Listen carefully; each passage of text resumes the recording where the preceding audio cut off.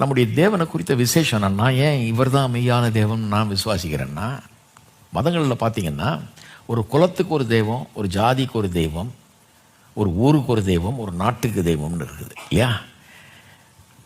நம்முடைய தேவன் அப்படி இல்லை. இது விளங்காதவங்க தான் சொல்கிறாங்க இது வெள்ளைக்கார தெய்வம்னுவாங்க, ஏதாவது சொல்லுவாங்க. இல்லைங்க, இது எல்லாருடைய தெய்வம். இது வெள்ளைக்கார தெய்வம் கிடையாது, இந்தியாக்காரன் தெய்வமும் கிடையாது. இங்கே நம்ம நாட்டுக்கு பக்கத்தில் இங்கே பலஸ்தீனாவில் நடந்தது இதெல்லாம். இயேசு பிறந்து அங்கே வாழ்ந்து எல்லாம் பண்ணியிருக்காரு.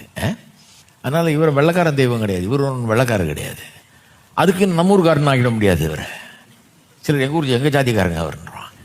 கிடையாது, உங்கள் ஜாதிக்காரன் கிடையாது, எங்கள் ஜாதி. எல்லா ஜாதிக்கும், எல்லா இனத்துக்கும், எல்லா மொழிக்காரர்களுக்கும், எல்லா நிறத்தினருக்கும், எல்லா மக்களுக்கும், மாம்சமான யாவருக்கும். என்ன மாதிரி வார்த்தைகள் பாருங்க. எல்லாருக்கும் தேவன். பொதுவாக கடவுள்னாலே அந்த குலத்துக்கு ஒரு கடவுள், இதுக்கு ஒரு தெய்வம், அதுக்கு ஒரு தெய்வம், அப்படி தான் இருப்பாங்க.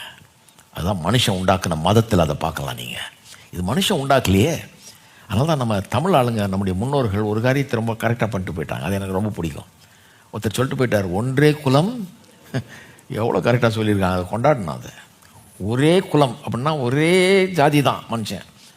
எல்லாம் ஆதாம்கிட்ட தான் வந்தோம். இன்றைக்கி ஒருத்தன் வெள்ளைக்காரனாக இருக்கலாம், இன்னொருத்தன் கொஞ்சம் கருப்பாக இருக்கலாம், இன்னொருத்தன் நடுவில் ப்ரௌனாக இருக்கலாம், ஒருத்தன் மஞ்சளாக இருக்கலாம், எப்படி எடுத்துகிட்டு போகிறான்.